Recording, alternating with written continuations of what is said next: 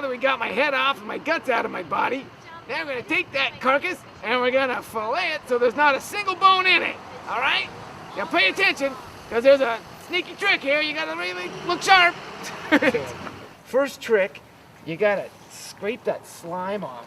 It's kind of nasty looking, but you know, it's nice because then the fish isn't jumping around the cutting board. I like to use a wood cutting board for that same reason. Use those plastic ones, you can't get your fish to stick to it. You could use a piece of cardboard or or maybe paper towels or something underneath the fish. Okay, so there he is. He's not moving around anywhere. Okay, hi there. So, okay, so now what you're looking for when you cut this guy is right here. There's the backbone, and then up here, and you put the knife right here. You know, start it.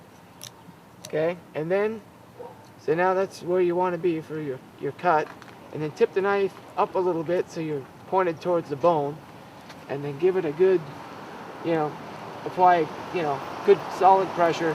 You want to use a straight tip knife with that's sharp. It's really important to have a sharp knife if you want a good fillet. So just slide it right down the bone,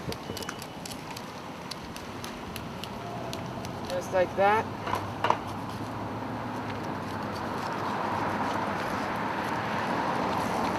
Voila. Okay. So now when you do this, now some people flip it over the other way, but I kind of just hang on to it like this. And these knives, these guys get a little bit sharp. It kind of hurts your hands a little bit when you're doing it, but whatever, just got to deal with it. And so the same thing. You start, make the, you know, right here, your attention and your brain, you're focused on cutting along right here is most of your attention, and then also you pay attention to try to keep this, you know, so you don't go on the wrong side of this when you're making that first cut. And when you get down here, you pay attention to make sure you get it down, and so you're cutting in the right spot down here. So, and the same thing on the other side. You turn the knife a little bit towards the bone and just keep going like this. So I'm paying attention down here and up here and just sliding it along as much as I can. When you get to the end, you can just cut this off. So here's the fillet, and that's a pretty good one. Now, it looks easier than it actually is. So if you do it yourself and you just hammered this guy and you left a bunch of meat on here, just put this on the barbecue, rinse it off, season it up. It cooks up really well and it flakes right off. And it's like an appetizer because it cooks up fast. Now we're going to take the belly bones off, which are right here. And you do this a few at a time. You don't want to try to take the whole thing off. Hold them down, or I don't know, tend to them. Pull against it so you have something to cut against.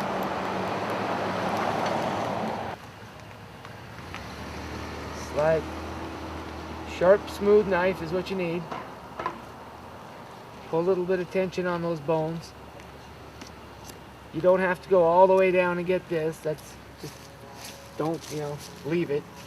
And if you're finding that you're hacking the fish up right now and it's just not turning out very well, you're cutting a lot of the meat away, if you cook the fish with these belly bones on, they just peel right off with your fork. These aren't the bones that anybody ever gets, you know, stuck in their throat that they're fighting when they're eating it, because you can see them and you pick them right off, and it's not that big of a deal if you cook them and you leave these bones. Just, you know, depends on how many bones you want to be picking out of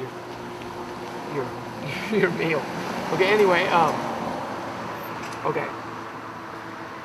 So when you get around the collar, if this collar and this fin is still attached, it makes it hard to get these bones out. So I generally cut this off. I flip it back like that, and just I cut it at an angle because the collar has got this bone and it extends back. So try to cut a little bit more than it looks like you need to. But then you can cook this up too. And this is a real nice chunk. It's got like the meat in here is like a halibut cheek. It's just real tasty. Vehicles at an intersection. Okay, so now we're coming down to the last piece. Same thing. Hold it down. Hold on to them. Whatever it takes. Give that knife something to cut against. And there it is. Okay, now you can cook this whole fillet just like that on the barbecue. I like to cut it up into smaller portions. Then they cook up real fast in the barbecue. Just close the lid and let them cook on the grill, and then they cook more evenly and faster. So cut them into smaller chunks.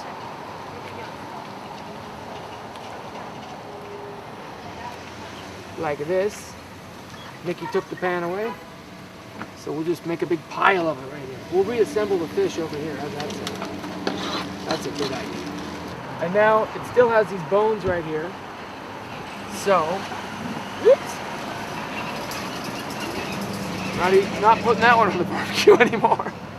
Okay, so the bones run right down here, and you can see them. They're kind of hard to see. So you just kind of, they don't run straight out, they run at an angle like this. So you put the knife like that, and very gently on top of the bone. What is he cutting up there? On top of the run of bones, you pass your knife down. What's the chunk? Gently at first. You're not trying to cut through the skin on the first pass. You're just feeling if you're touching any bones. And then on the second pass, that's where you cut through the skin. And then here's that nice high-grade selection of yummy salmon. Okay, so now to get this top part, the bones are still in here. So go below the bone at the same angle. That's her fish. And then For me. now I felt the bone, so I'm gonna change the position of my knife a little bit.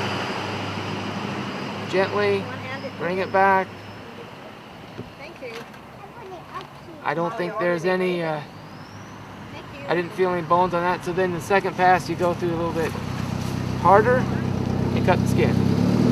There you go. Serve it to somebody you don't like.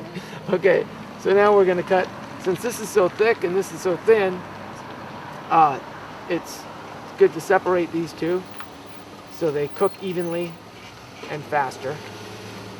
And you can have every piece of the fish cooked to perfection.